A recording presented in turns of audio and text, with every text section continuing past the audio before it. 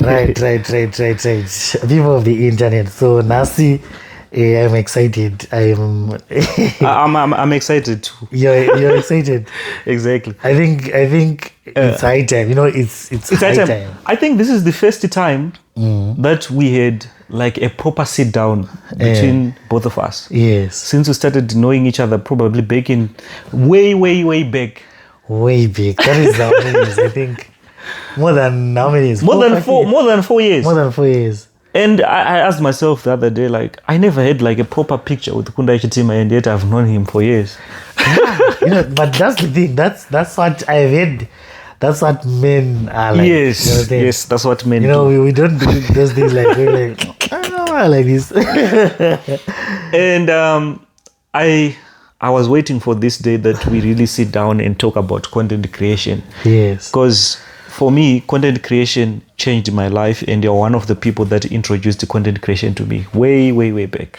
Oh, nice. And another thing, like, what you never did give like a proper explanation why you stopped the content creation. Like, you introduced content creation to people like me, including Uncle Saint, including other content creators that we know today. Yes. Most of them, they were inspired by you, but then after inspiring people, you vanished. Yeah, you know what happens. I think I should probably explain. Exactly, you should. Because you should. You owe people an explanation. That happens when you're doing, when you're growing as well. Growing up. I don't know, growing or growing up. Yeah. So what happened is I was doing content creation, and then I made, like, there are people who follow us. So there was someone who followed me, and then he became like close. And then he became my mentor. Okay. So what happened is he then told me that, like, there was a day he phoned me, said, how much are you making? I said, I'm making $1,000. Speaking with audacity. Yes, I was saying like more than $1,000 a month. And I was like very happy saying that. And he said, exactly. $1,000, my guy, that is just cheap. Pocket man. Yeah, I said you need to make money. That is like too small. You're making too small. They said, how old are you? Look at your age, and you're making $1,000. That is like, doesn't make any sense. You shouldn't be making that much. When are you going to make $1 million? Because for you to make $1 million, you need to make 1,000 more than the one that you're making. Exactly. I was like, hey.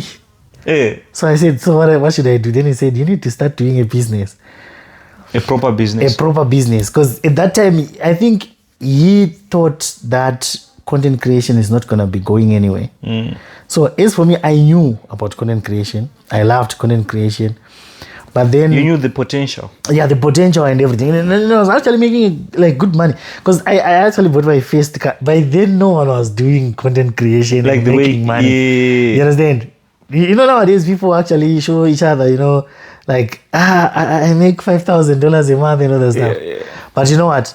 At that time, no one was doing anything like that. Let me just say I was the only one who was doing it. I think it was... Yeah, you were. Gambakwe. There was Gambakwe. There was Zigo. Yeah, there was Gambakwe, Zigo. I think like just a few people, less than 5 people in Zimbabwe were doing it by then. Yeah. And then I was like, okay, let me start doing a business. And then I started doing the business. Then the business started taking over. I was making good money. When you're making sales, and you are getting sales of a lot of money. Yeah, exactly. I can't say that. Like good money. I mean, that is good money. If you were making more than 1,000. Yes. You see? So it started taking more of my time. Like, instead of me doing content, I started doing that business.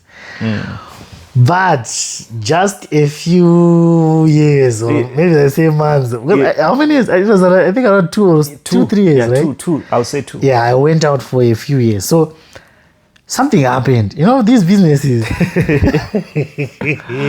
And that's why they say in Zimbabwe, business is not for the faint-hearted. It's not for the weak. Yeah, something happened, and then I lost everything. Like, everything.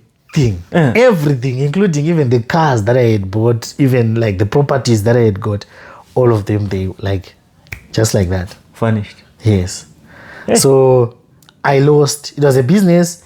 it has nothing to do with the machine or anything like that. Exactly. You know, people are always saying, hey, no. It was just a business mistake that I did. And then I lost everything. It's one of those things. And now you're back to content creation. That's when I was like, you know what? I lost everything. And then I went back home. At that time, I actually got depressed. I think I spent almost a month or two. And I was like in my small little world. Like, yeah. And then I was like, you know what? Yes, everything is out now, but I'm still capable. I still have my hands. Exactly. Now it's time for me. You know, there's a book that I wrote. Do you know that?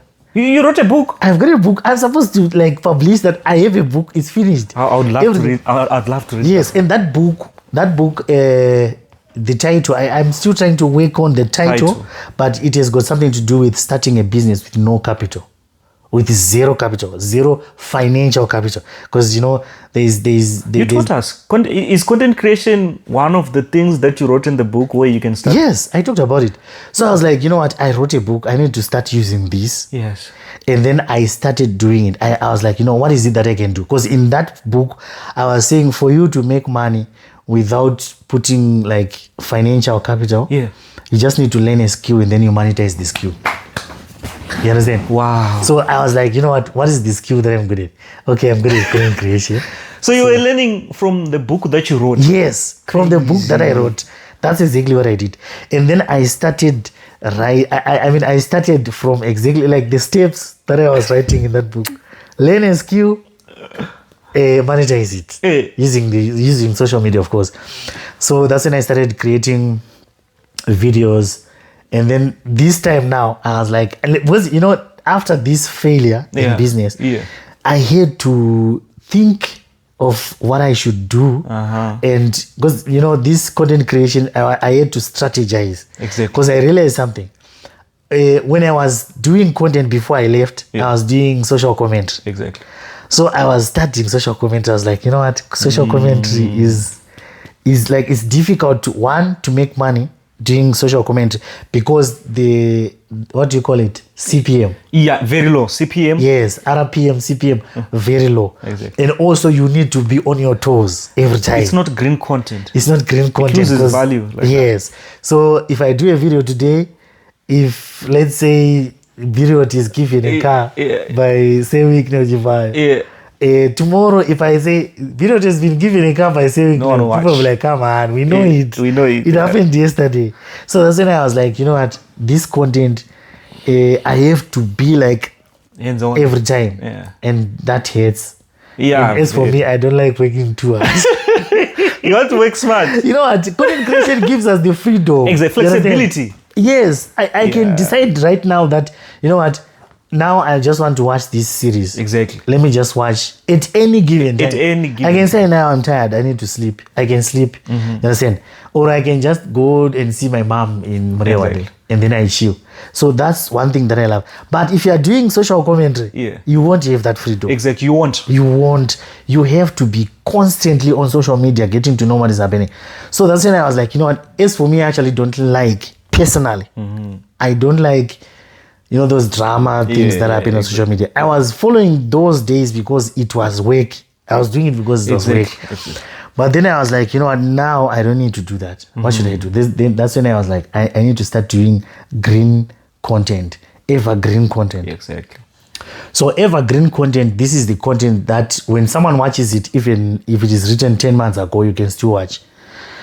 It doesn't lose value. It doesn't lose value. The videos that I do now, you can watch it now, even if it is from 2 years ago. Exactly. It still makes sense to you now.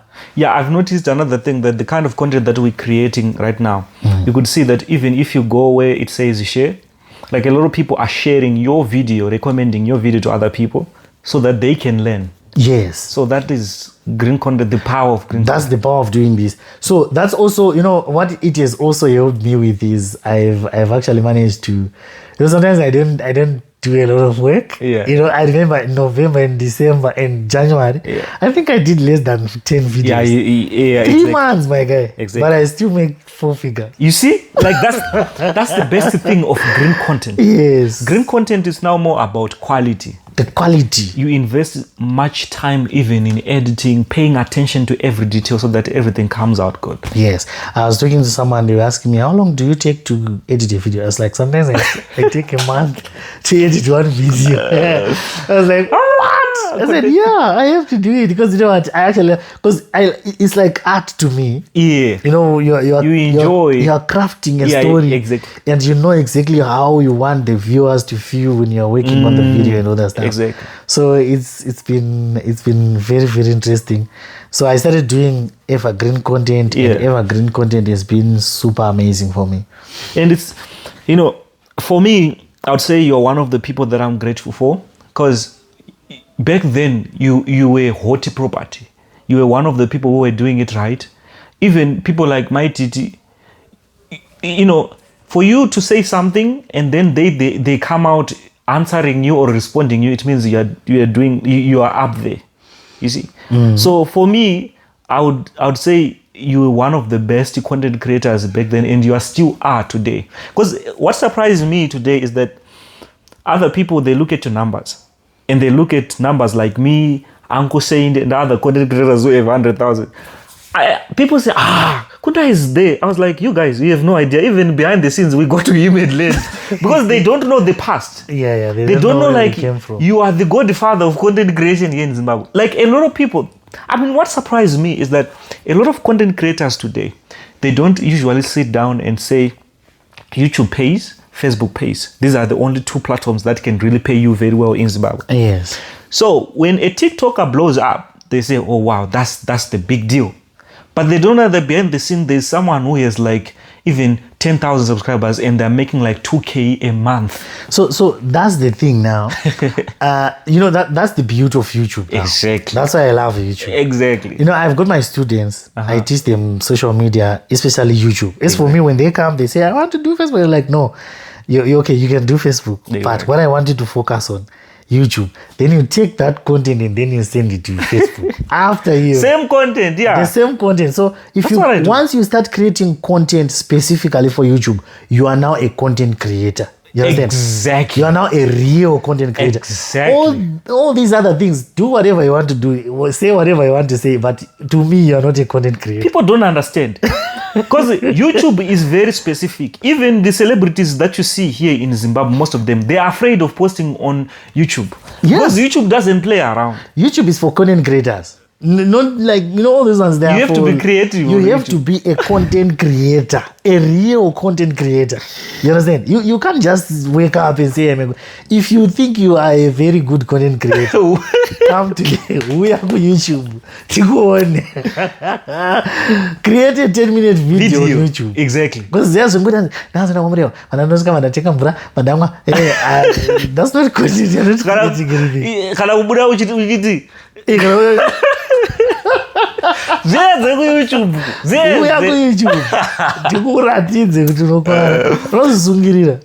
YouTube is crazy. YouTube, you can spend even a lot of time editing your video. If you don't do it right, you can even get like 3 views. Yes. And the thing is, YouTube, one of the things that happens when you're doing YouTube is that I remember there was a time when they said, when someone has got 1,000 subscribers on YouTube, they've got someone actually saying it's 100,000 on TikTok. 100,000. Because don't play with YouTube. YouTube is not easy. 1 subscriber. For me, when I reached 1,000 subscribers, I was really excited because it's not easy. The excitement that I had when I had like 1K is more superior than the one that I had when I had like 100K. 100K. So you know what? That process of going from 0 subscribers to 1,000 subscribers, that is where that's the college. Yeah. That's where you are trained to be a YouTuber. Because when you are doing this, you are uploading a video, you don't get views. And then you upload a video and then maybe after 2 days, you see you had 11 subscribers, now you have 12. You understand? But when you're at 100,000, you sometimes you don't even look at how many subscribers. You just do this. Anytime you can just what do you call it? Reload. Exactly. And then it's at 23,240. Reload. 23,241. It's like refresh it's like that. But when you are starting 5 days, 1 week, and then you'll be like, one more to go to get to 100 subscribers. You understand? So that process, it makes you, once you go through I usually talk to people, and those people will come to me and say, you know what, I want to buy a channel. And I'm like, you know what, buying a channel is not going to help you with anything. That's the honest truth. Exactly. Buying a channel, you can get a channel for 100,000 right now. Yeah. But you will not get views. Exactly. Was like, it's not your audience. I wanted to do an experiment. There was this kid who posted, a Zimbabwean content creator. A young kid was posting shorts on YouTube. And then one day he posted Mr. Beast. The channel blew up to 100K. What? Yeah. And like I said, I wanted to do an experiment. I wanted to buy the channel. I approached him and I said, I'll give you like $200 and another 1,000 channel that is, like, it is 1,000 subscribers, organic, like Zimbabwean audience. The kid said, because like he was hyped now.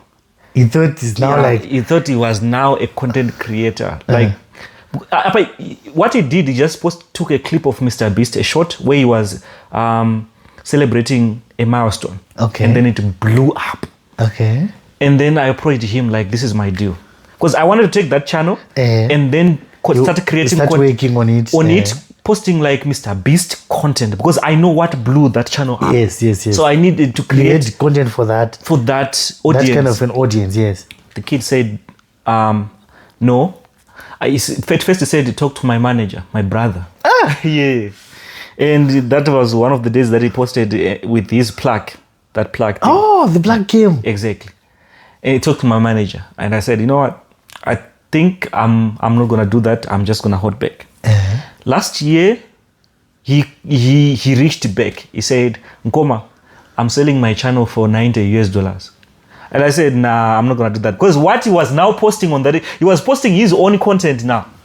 He was now showing his face. And people, like, he started losing subscribers. Oh. And even, I've never seen something like that where a YouTube channel is 100,000 subscribers and it's getting like 100 views. In 4 days, you'd see like 100 views or even 120. And like the numbers. That's depressing. Yeah. So they started to realize now, because they'd offered the channel, they were saying like $600 or something like that. Okay. And I said, you know, my deal is I give you $200 and another YouTube channel that is already monetized, that you can start posting even your content and get better views than. Yes. I noticed that. Yes. He said, nah. Even up to now, he still has the channel, but the numbers are depressing. Yeah. Very, very depressing. So I learned a lesson also that buying it, probably if I had bought that channel, it was going to cause a little problems to me. Yeah. You're going to upload it, then you get 20 views. Exactly. And you know what? Having a channel that someone was asking me, why can't you just get a channel that is over 100,000? And I was like, you know what? My channel is at 20,000 subscribers. If I upload a video, I get 20,000 subscribers. Exactly. 10,000 views. 20,000 views. 10,000 views. Yeah. 5,000. That's good numbers. That's good numbers. Healthy channel. Yeah. It's a healthy channel, that one. I like it as it is. Give me 100,000 channel and then I get 1,000. Now you want me to get depressed. That is depressing. It's a dead channel now. Yes. So I wanted to ask, like, you did social commentary back then. Would you encourage someone to do it? Because the reason why I'm asking this, there are people who are now doing social commentary in a better way, more than the way that it was in Zimbabwe. In Zimbabwe, the way we were doing it, I felt like it was too much depressing and too much negative. But other content creators are emerging out of Zimbabwe. That when you're watching their videos, even though they are not green content, it's kind of nice and enjoyable, like good content. Would you encourage someone to do social commentary in Zimbabwe? Okay, so now the thing is, the only problem with Zimbabweans is that they are too negative. That's the problem. So if you're going to do it, you just have to be ready for fights and everything. You understand? Okay. People are going to be after you. But at least I think nowadays people now understand my blogger, because when we started, people would just look at you as an enemy. Yeah. They would say, hey, like they didn't understand. Most of these what we were trying to do. They don't even want to see our faces because they know us. They wanted to fight us. Yeah. They wanted to do all these things. But now, at least now they understand. Some of them they understand. But when this blogger talks about you, it's actually a good thing for you. You understand? Yeah. Yeah. So And also, things evolve, things change, there are some changes that are happening. So, yeah, I would say if you want to do it, you just have to do it in a different way. Like, not just this issue of just coming out and then you are attacking everyone or saying bad things about people and all that stuff. You see? What I think is you can just come up with a way to come up with new, maybe I can say valuable content. Yes. Because everything that happens, if you're someone who's got ideas of valuable information, you can always come here and then you start like commenting on those things. Like, let's say something happens and then you start coming up with, what do you call them? Lessons. I think if you do that, then I think it will make a lot of sense. Okay, cool. Let's talk about the kind of niches that we should focus on as Zimbabwean content creators that you have noticed. Like, if one actually do this. I still remember you told me, Biriot, you know soccer. You should create a channel focusing on soccer.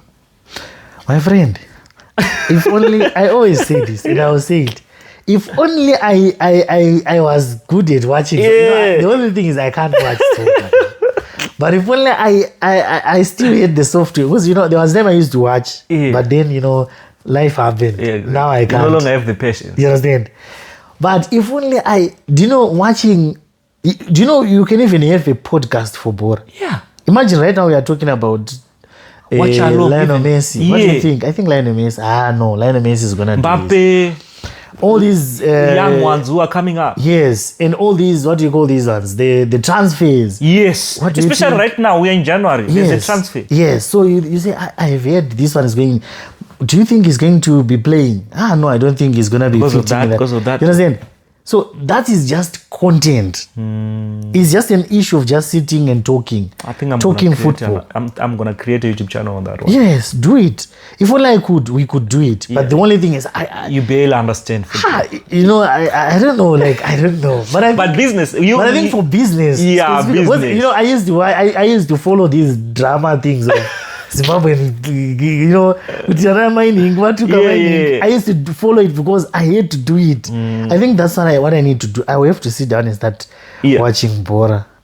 Watching football, or even social commentary. I wait for a day, like probably even you do social commentary in another, like different from the way we were doing it, because you are capable, you are capable of doing.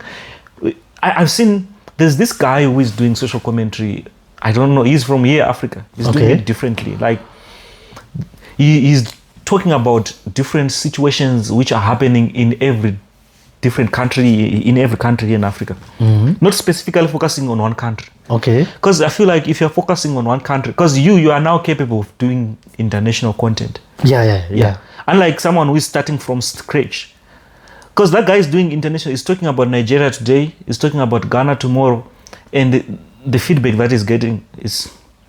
Yeah, I have seen. I think I know this guy. There's this guy, Pararan Mock News, if you know him.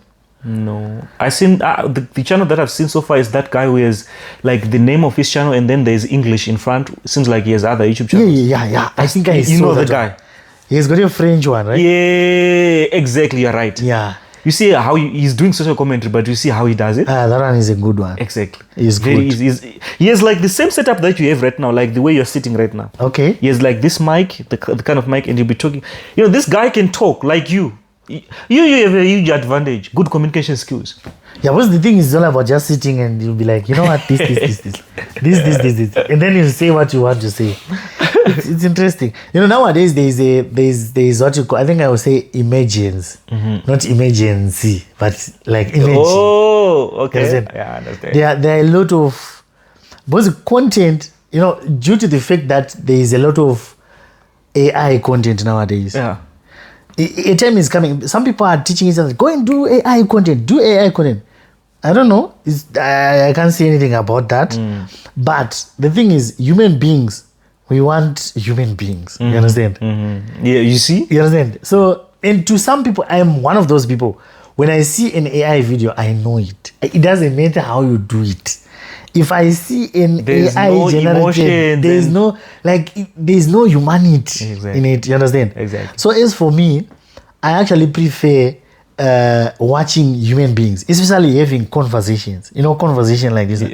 You can't make this with Exactly. AI. You understand? Exactly. So nowadays people actually like to sit down and watch people or listen to people talking. That's why nowadays we have a lot of video podcasts on YouTube. A lot of them. People are now just sitting down and then starting having a conversation. This is just like, I think what I can say is it is the easiest time to start doing content creation in this generation. I think it's the easiest time to even make money online. Yes. Now. Yes.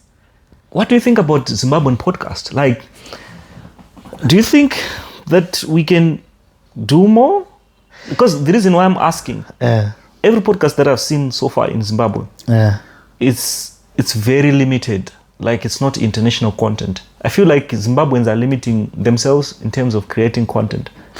Yeah, so what happens is when it comes to, I think it all comes back to what the people want who are doing the content. Like, for example, let's say for us, right now we are doing this one and we are speaking in English. Yeah. We could have been speaking in Shona and it was still going to, but it was specifically going to be for Shona people. Yes. You understand? Yeah. So I think it's about the people who are doing the content. And also, the thing is, most people, when they hear the word podcast, that's why now people are now doing mostly social commentary, but in a podcast form. You understand? You see? It's like, is that same thing that we were doing?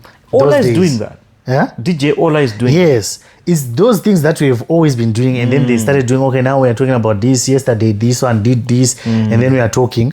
And then sometimes we just get the people, the one who did the thing, come, sit down, let's talk. Amazing. What happened, which is very good, right? But the thing is, I haven't seen a lot of podcasts that are not specifically for like international audience. One, international audience. Two, that are not for celebrities.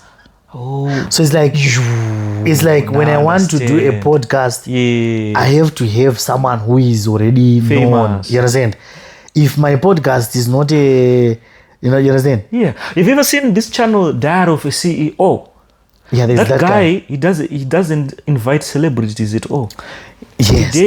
That one is a very good concept. Wow, so I've also seen, I was in Kenya. Yeah. This other time I was with Lynn Ngugi. Ooh. So Lynn told me that. Yeah. She said, you know what? You don't need celebrities on your podcast. I wish we can understand that.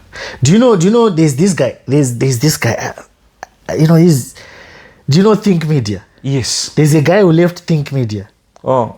There's a guy, the one with the... I barely watch the channel. Okay. There's a guy, he started last year. Yeah. He's making 6 figures. Do you know what he did?